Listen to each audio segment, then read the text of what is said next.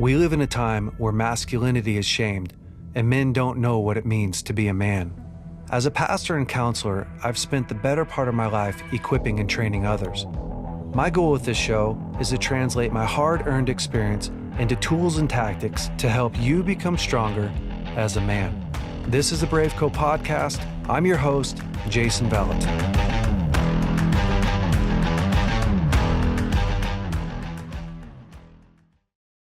Hey BraveCo men, this week's episode is from a teaching that I did with Danny Silk on his Kylo University. So I really hope that you enjoy it, and I will see you next week. Jason Vallotton, he's the man. He is on senior leadership team at Bethel, BraveCo, which is a men's movement that is amazing. He's oversees the transformation group at Bethel. And how I first heard about him, of course, is I had a little less exposure than the Silks and the Circles, who basically have known him his whole life. But the endorsement I got when Danny talks about Jay, he smiles. Danny loves this man. And for me, that's all I needed to know is that Danny loves him. He signed off. He's great. So I went diving in on my own, looking at BraveCo podcasts and all the stuff that Jay's doing. And I agree. He is the man. So Sarah did a good job wrangling him in here, and you got him for 2 straight sessions, 2 hours. So I'm excited for you. And excited for me because I'll be hanging out in the background too. But could all of you just give a warm Kylo University welcome to Jason Vallotton? All right. Thanks, everyone. Yeah, it makes me feel super loved. Wow, this is awesome and so much fun. I was on here, I don't know, maybe 4 months ago, maybe 5 months ago. It's hard. That's how time goes, huh? It's like, I can't remember if it was 2 weeks ago or 5 months ago. It could have been 2 years ago, but I had a really, really good time teaching, and the Q&A for me is always my favorite. So yeah, you guys feel free to ask whatever questions you want, but I do wish that we were in person because, well, it's so much easier to interact, right? And so you guys will have to do your best job at, if I'm saying something that you like, okay, let's practice now. If I'm saying something that you like, throw up some kind of emoji or heart or anything like that. Yeah. See, and there's a lot of ladies in here. Ladies do so much better at this than men. So I just have to say, I spend most of my time speaking to men, and you can't tell if a man's pissed off or if he's really excited on Zoom. So this is going to be, I am expecting that this is going to be so much better than me talking to a group of men. So, and where are all the men? I see a couple of men in here, but I think we got to go recruit some more men. So, guys, thank you so much for having me on. I'm excited today. I always get brought on to talk about the worst subjects. So, the hardest subjects, right? Like, they don't bring me in to talk about the presence of God or, the gift of the Holy Spirit. They say, hey, Jay, come in and teach on forgiveness and working through pain. Yeah. So we're going to touch base on that a decent amount, and then you guys can ask whatever questions you all may have. So, all right, here we go. In my opinion, forgiveness has been one of the most misunderstood and misused tools in the kingdom. And there's lots of reasons for that. Mostly, I think I'm going to harp on the church a little bit today. So hopefully you guys are okay with that. But I was born in the church and raised in the church. And I think when you grow up in the church, you have this idea of what forgiveness is based upon what you've been taught. And it's not all bad, but it just becomes really normal,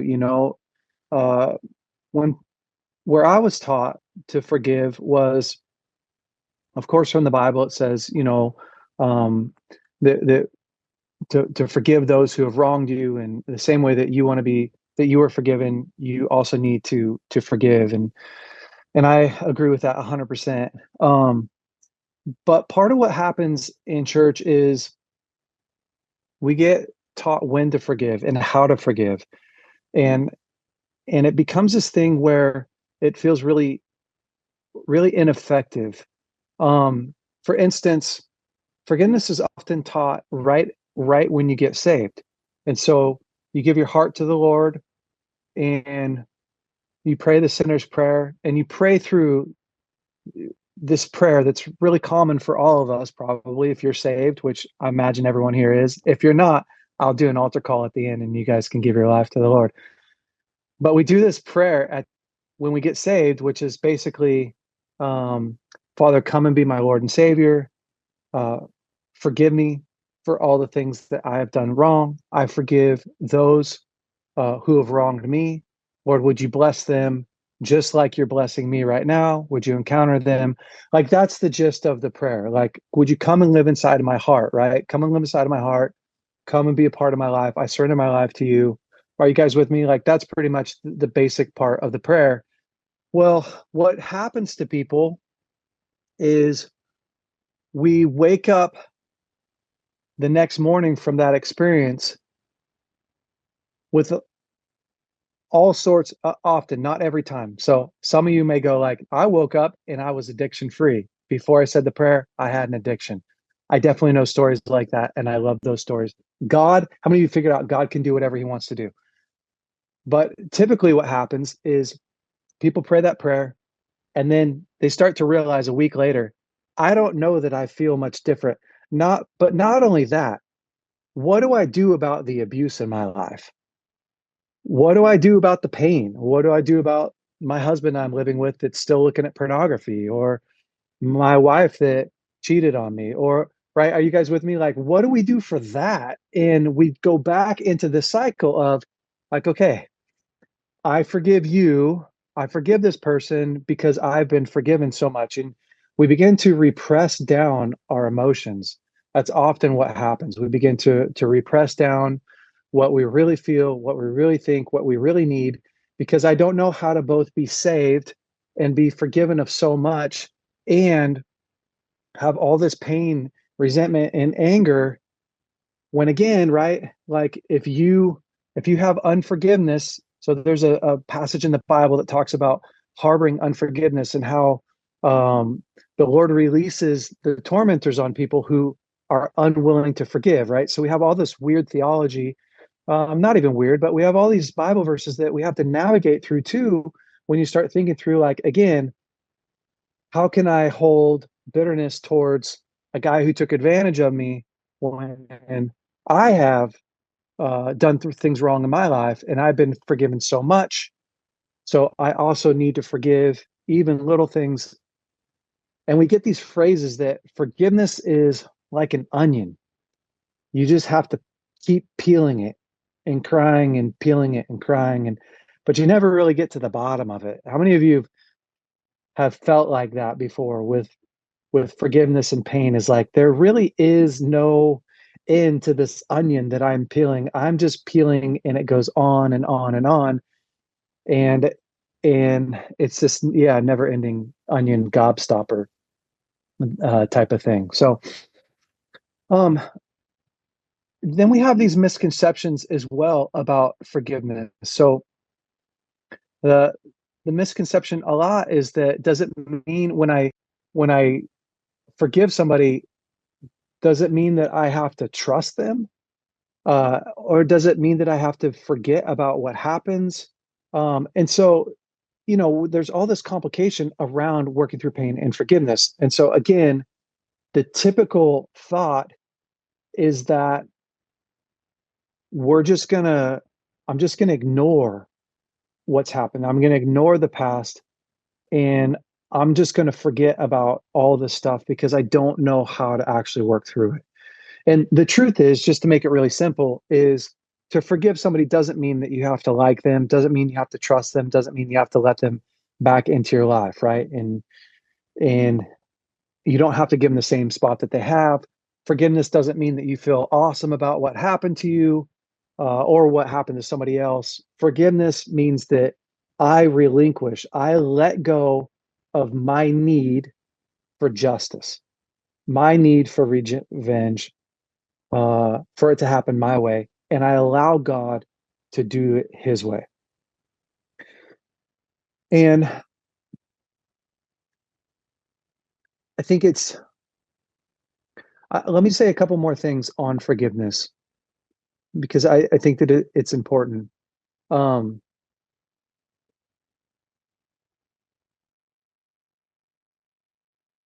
the challenge, I think the big challenge that we have, um,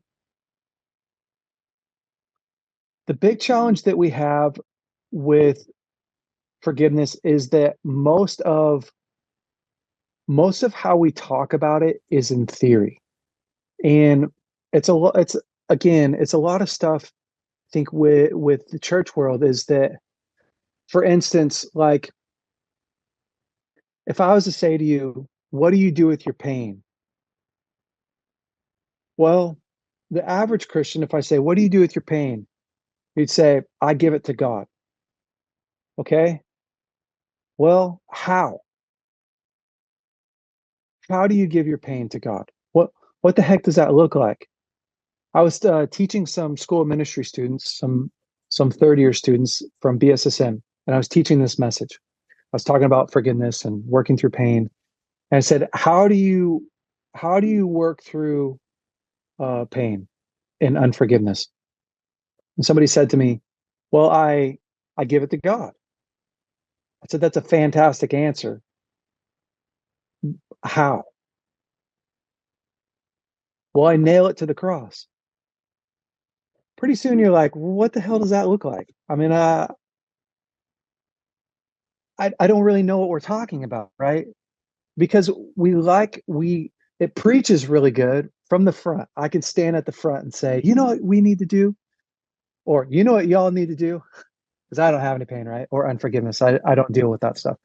Is y'all need to nail your pain to the cross. You need to give it to Jesus. You need to lay it down at him so that he can carry something that you can't carry. Again, it sounds awesome. How? How do I do that? I've been a marriage counselor for a lot of years, a counselor for a lot of years. When I have a married couple sitting in front of me and they're working through lots of hardships, I just tell them, you guys just need to pray more. Have you prayed together? Have you asked God to come in and be the Lord and Savior of your marriage and be the center part of? You know what? I've never done that. If I did do that, do you know what they would say to me? Yes, they've prayed. Yes, they have tried. And is God the answer? Yeah, he is 100% the answer. But how? How do you actually get to a place of real forgiveness? How do you get to a place where you've really worked through the pain? And how do we cut through all of the uh, all of the theory and make it really practical?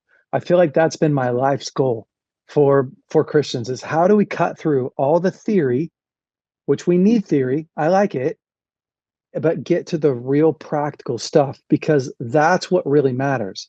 If your feet hit the ground in the morning and you don't know what to do, well, you're still lost. You're in the same place as when you started. Actually, you're worse because you feel really hopeless and you think everyone else is able to do something that I'm not able to do. Why am I not able to forgive when everyone else is walking around perfectly fine? Or why haven't I worked through the pain when everyone else is walking around perfectly fine? You think something's wrong with you, but it's just the practical application. You're missing that practical application. We have a perfect model, and Jesus's model of forgiveness and working through pain is actually incredible. See, before Jesus went to the cross, he's in the garden. You guys will remember this. And Jesus he doesn't actually want to follow through with what he's about to do. And you'll remember this. He's in the garden and he knows like, oh, the next step of my life is getting beaten, getting bruised, getting whipped. It's tons of pain. It's going to the cross. It wasn't a secret to him what was about to happen. He knew what was about to happen. And he says this. He says, God, Father, is there any way that we can do this different? Is there any way? Do you have a plan B? Do you have an audible? And God goes, this is it, man. This is all we got. This is the pathway forward. It's interesting. Jesus says, the Bible says it was for the joy set before him that he endured the cross. Well, what does that look like? I always like to play this part up in my mind because again, the Bible was written a long time ago and it can kind of seem like this far off thing. So I have this story in my mind that Jesus was sitting in the garden and he was looking at me before I was born and he's watching me be formed and all these really cool things, right? And he's watching you and he's watching you be formed and all these really amazing things. And he has this vision and this hope for you. And then as you get born, he watches you grow in a world that's full of pain and suffering and hatred. And he watched what sin does to you and it just completely distorts you. And he knows in that moment, oh my gosh, the only way that I could actually save my children from this suffering is to go endure it for them. And therefore, he's full of joy. He's full of gratitude because of what he gets to go do, right? He gets to go save all of us. He's on a rescue mission to rescue us from ourselves. So he does. He gets bruised and beaten and whipped, and he gets the nails driven through his legs and through his hands,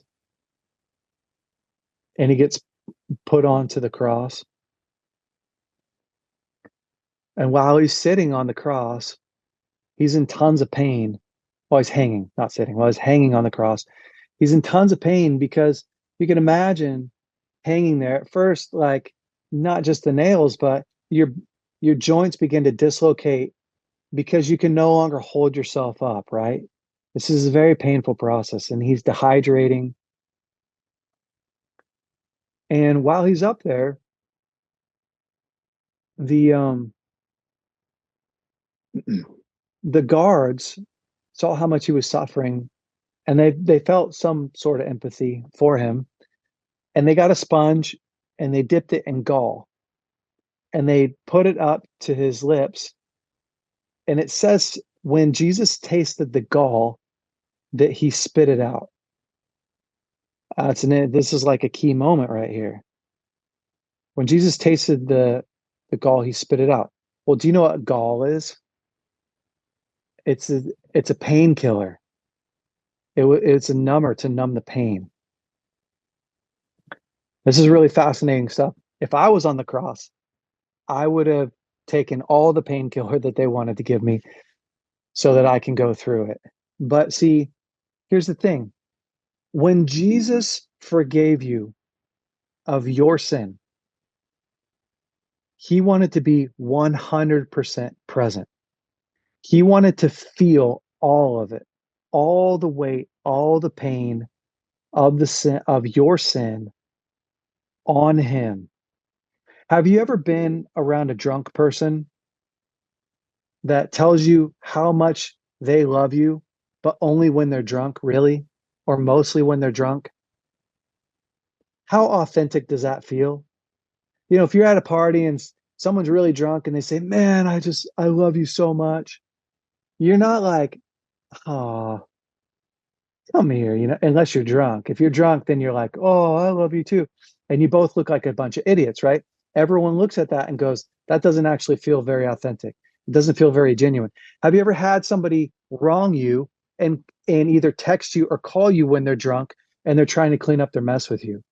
They're trying to say, "Oh, I'm so sorry," or, "I didn't really mean it." It doesn't actually feel genuine. See, Jesus didn't want to give you a drunk, "I forgive you." He didn't give you that. He didn't give you a drunk, "I love you."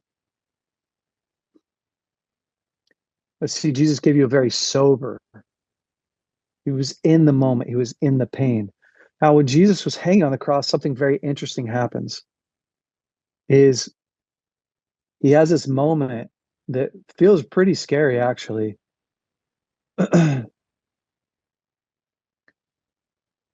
He says, "Father, why have you forsaken me? Why have you forsaken me?" It's crazy because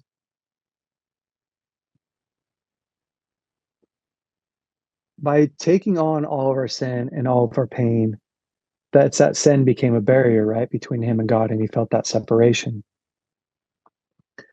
And see, when Jesus was on the cross, he was fully present, fully aware of what you have done to him, how you have wronged him, how you violated uh, him and other people. He wasn't up there pretending like it wasn't happening. And for us as believers, one of the biggest challenges that we have is because we don't know how to do it, we don't actually really push into our pain very far. We avoid pain. We run from pain. We numb pain. Um, we dumb down pain. I see it all the time. Somebody's going through a super hard time. How you doing, man? Doing good. Doing good. You don't look like you're doing good. Looks like both your legs aren't working and you're dragging yourself across the ground. Oh no, I'm fine. Praise the Lord. Hallelujah. God's good. Well, that's amazing. I can still have a theology that God's good and be in a ton of pain. But I think most of us have so suppressed what's going on inside of us that the fear of being conscious and powerless is so overwhelming. The fear of, if I actually connect with the pain that I'm dealing with inside, it will never stop. That's one of the big lies that people believe. If I actually connect to what's going on inside of me, to my childhood, that pain will never stop. I'll just stay in it forever. But honestly, the opposite is true. Is the way that you actually really heal pain is you dive right into the middle of it. See, Matthew says, blessed are those who mourn, Matthew 5:4, for they will be comforted. Well, the opposite's also true, right? Cursed are those who don't mourn, because there's no comfort. See, if you want the comfort of God, you have to mourn. You actually have to mourn. You have to work through what's gone, the wrongs, the pain, the hurt that's gone on inside of you. And until you do that, there's no real comfort from the pain. There's only suffering. And the real you gets suppressed, and your desires, your needs, your cares, those things get suppressed. And what comes to the surface is the survivor, man. That scrappy old survivor. That's the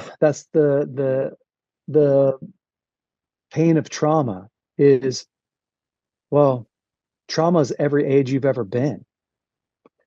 You are every age you've ever been. So you don't outgrow trauma. You work through trauma. You don't outgrow it.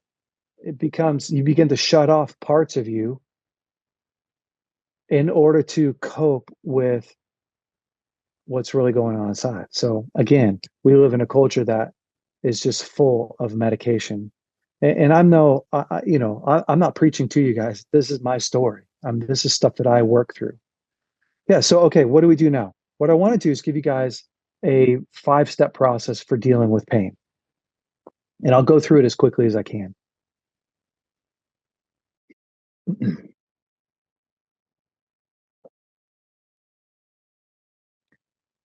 The most important thing is to change the way that you see pain.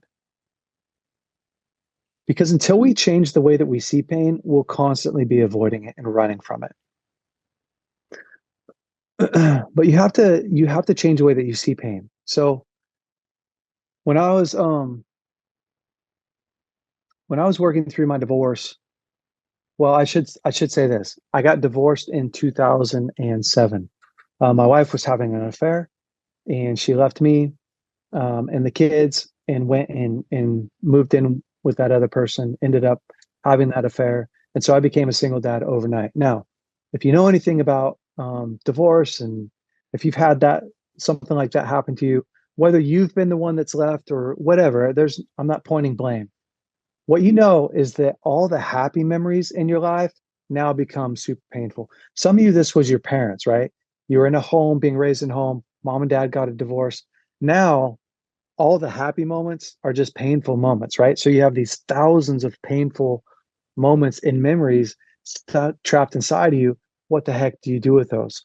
What I started to learn while I was working through my divorce through pain, where I learned this process, is that every painful memory, every painful thing that I worked through was a gift, because that's actually where I got my need met in a healthy way. And we're going to talk about this. But we have to change the way that we see pain, because if you don't change the way that you see pain, then you just run from it forever. So step one is you have to actually acknowledge that you're in pain. You have to acknowledge that you're in pain. And this can be really hard because, again, we get so used to coping that we pretend like it doesn't hurt anymore. I talk to a lot of men. I've had a lot of men say, I don't never really affected me that I don't have a dad, that he is not around. I don't really feel anything. It's like you don't feel anything because you shut it off. Because you actually shut off the thing that says, wow, somebody abandoned you. Somebody left you. Somebody was selfish. Somebody chose another life over you. That naturally, all on its own, to be rejected, to not feel wanted, to not have someone there to play with you, to have somebody, that's a super freaking painful thing. You have to shut that off or process through it to get to the other side of that. So acknowledging the pain is the first step, because you can't work through anything that you don't actually admit that you have. So step one. Step two is to process one thought. See, oftentimes um, people will start the journey of processing pain, but it becomes very ineffective because they try to process everything at once. It's like try to eat all the meals for the week in one day. You just can't do it. So, what you want to do is take one thought, one memory, one moment. Now, let me caveat this by saying there's a lot of things that you've already worked through in the past. You're not trying to drum up old stuff, right? You're trying to take the stuff that's actually really there. So for me, it was really easy in my divorce. I would have a memory that popped into my mind that was really painful. Instead of suppressing that, instead of going and finding something else fun to do, or instead of eating till I felt better, if I had time, I would go in my room, and this is what I recommend. Some version of this. I'd go in my room. I would put on music that matched my mood, right? Not worship music. Put on music that matched my mood. I feel sad. I feel down. I'm in a hard moment. I'd open up my journal. I would date it, um, title it, and then I would start writing. And I would write out what's going on. People often say, I don't know where to start. And it's like, start with that. I don't know where to start, but I'm sitting here in a ton of pain from this memory that I'm having. I remember when, and start to describe what's going on inside of you. That's the beginning of a conversation, right? And you're just having a conversation with yourself. You're literally just starting to process what's going on inside of you. I love the journal because you can have a really detailed conversation, and then you can also go back and read it if you want to, and share that experience. And so that's a really great way to begin to process it. A couple of things that are really important: don't sugarcoat it. So again, uh, we're trying not to hurt anybody's feelings.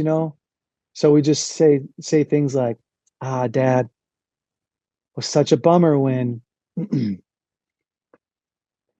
such a bummer when you left and didn't ever come back home. Like I just feel so frustrated about that."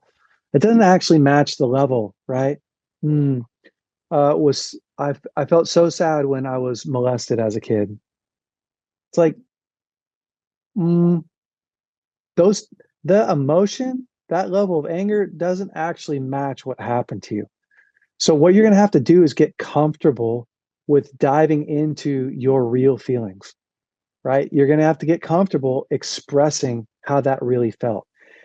And so it's not what you say when you're journaling isn't a commentary on your character, it's a commentary on the pain. I am in so much pain right now.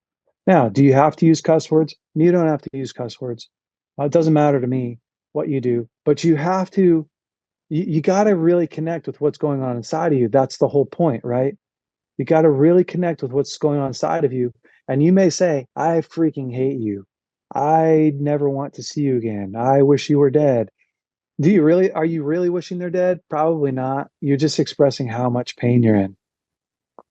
And you want to be able to do that.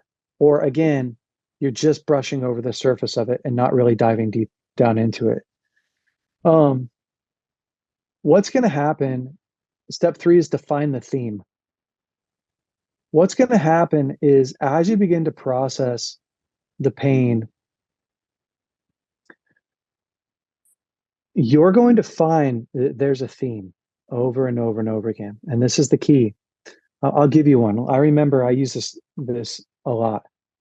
Um, I remember when uh, the first time after my wife had left, the first time I had thought about our wedding day. That becomes a really painful day, right? I was in school of ministry. There was worship going on, and I was just laying on stage by the artists who were painting. I was laying down there, and I wasn't trying to think about it. It just popped into my mind. And I was watching my wife walk down the aisle, and I was crying. And the closer she got, the more I was crying.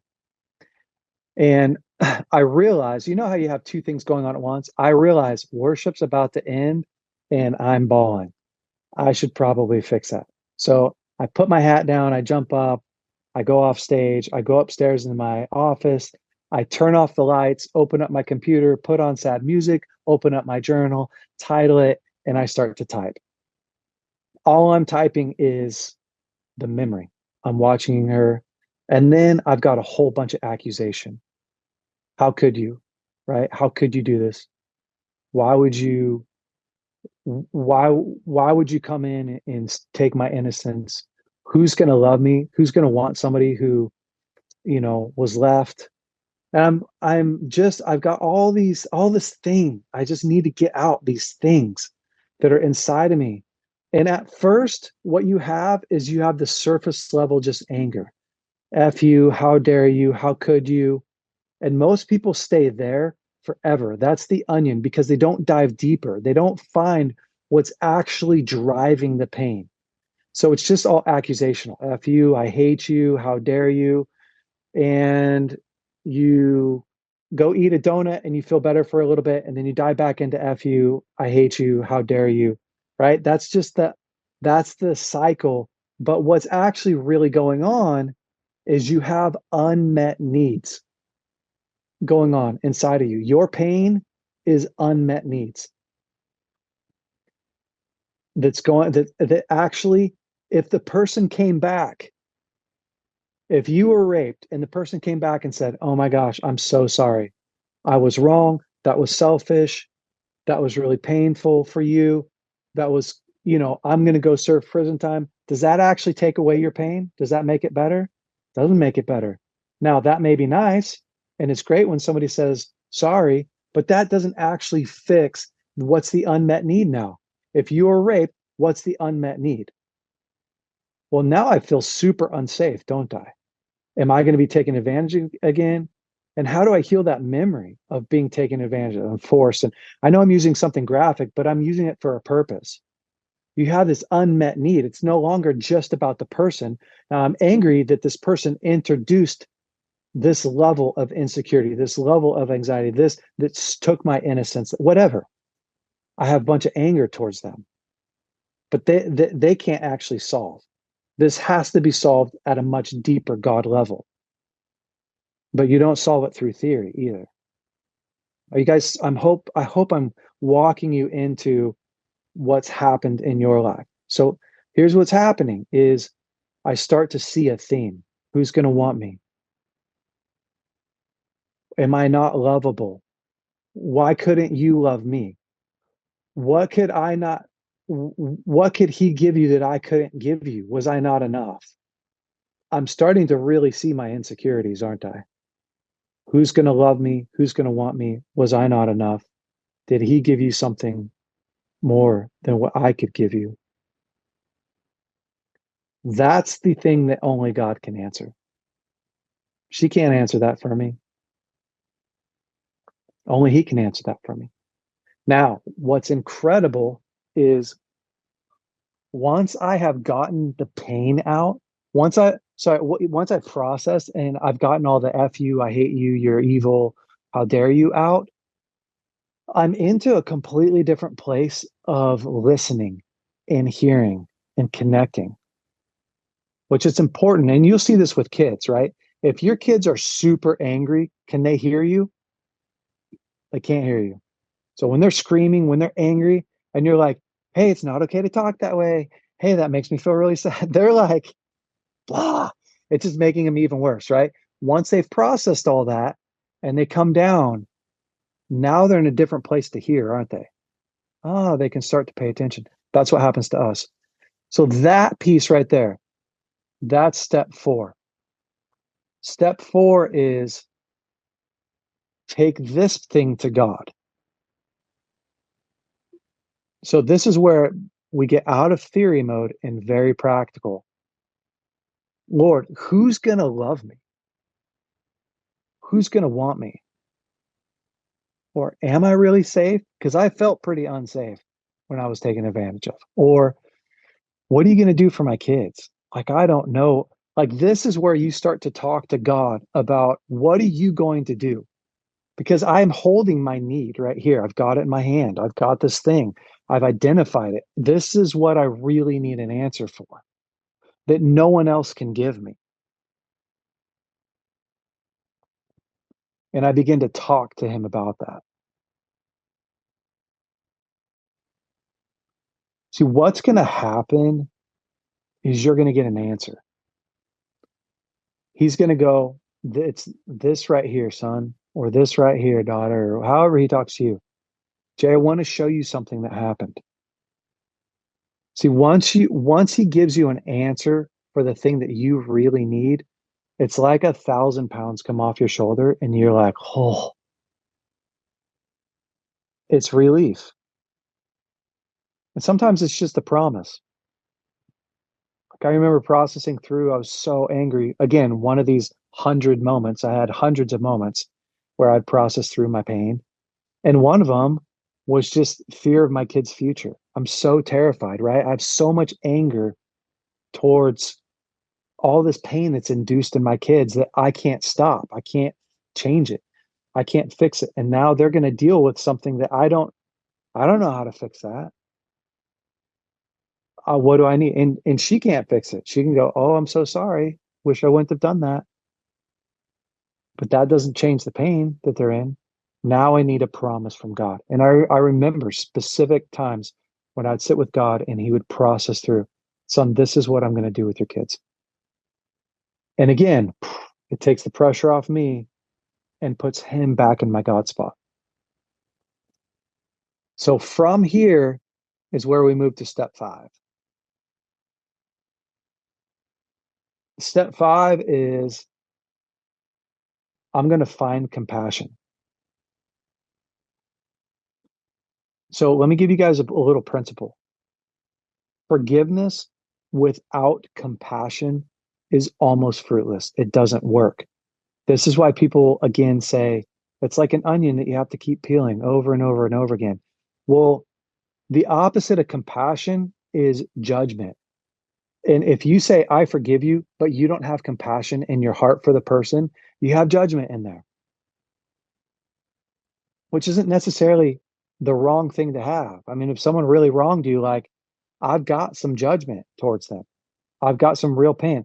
Hard to have compassion for somebody who's left you, who didn't show up for you, who abandoned you, which also, by the way, may be you. You may have abandoned you. You may have not shown up for you. And that's why it's so hard to forgive yourself.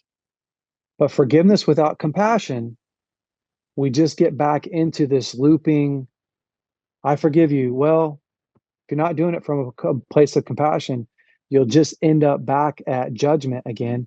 And judgment, you're going to go back around the unforgiveness.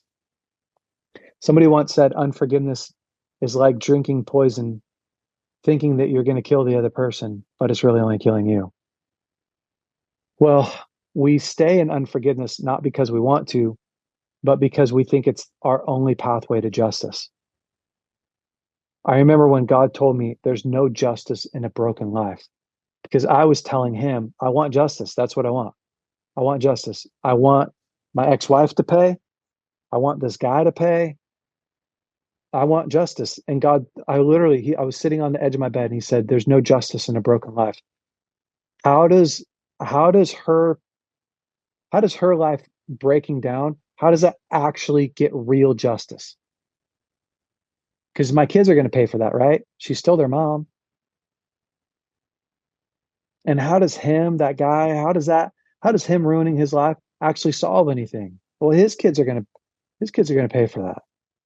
And so is he. So he showed me like the only real justice is if this thing gets really reconciled. If what he paid for on the cross happens. So step 4, once I get my need met, I'm in a totally different place. I feel different. I've got a promise. God met me. Now I want to see, Lord, how do you see him? How do you see her? I want to get activated to compassion. And he'll show you something. He'll show you them through his eyes. Now what you're going to do is remember when you started processing in the very beginning and you started just to write down all the stuff that was coming out, the F you, I hate you, you're horrible, how could you? You're going to go back through that. And from a place of compassion, you're going to forgive them. I forgive you for being selfish. I forgive you for not showing up for me. I forgive you for meeting your needs first. I forgive you, right? And you're turning over those rocks. Forgiveness is a very thorough process. It's not a blanket that you throw over your entire life, which is a lot of what we get taught when we first get saved. Take this blanket of forgiveness, throw it over your whole entire life, and hope that when you lift it up later, that everything hasn't grown and gotten angry. Forgiveness is not a blanket. It's a process where I willfully choose to look at all these pieces like God did. He looked at everything in your life and he said, I forgive you for that. I forgive you of this one too. I'm not drunk. I'm not pretending. I'm not excusing. I'm looking you in the eyes and saying, I forgive you. I know. I know. You messed up. I understand it. I don't even need your apology. I forgive you. That's the space that we want to get to, right? That's the spot that we want to get to is my forgiveness is not dependent upon your apology. My forgiveness is not dependent upon what you do. I got this.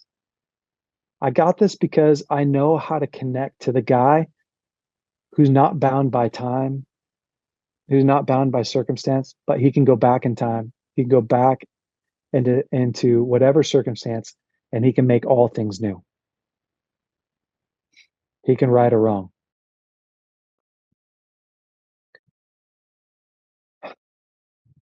So for me, that's the new model. And again, I have people every time that say, I got saved and I had this crazy addiction, or I got saved and I had all this pain, rage and anger and hate towards my dad, and it's gone. And what I always tell them is thank freaking God, because that's a lot to work through. But we know that life is tough. So you'll need a process at some point. You'll need a process. Otherwise, you're back to being afraid.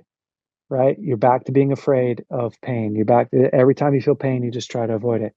And so what we want to do is we want to learn a process so that we're not afraid of pain, so that we can valiantly walk through it and work all the way through it. So cool. I'm going to spend the second half of our time together answering questions. But yes, this would be a great spot for a 5-minute break, and then we'll come bring it on back. Hey, BraveCo men. Hopefully you loved this week's episode. Listen, if you have not subscribed to our podcast, you are already behind. Go ahead and click right here to subscribe to our podcast. And if you have not watched last week's episode, you can click right here and watch last week's episode. And listen, if you want to upgrade your wardrobe, you can check out some of our new hats that we have in stock and all our other swag. Go to braveco.org and you can look at our store there. Have a great week. We'll see you next week.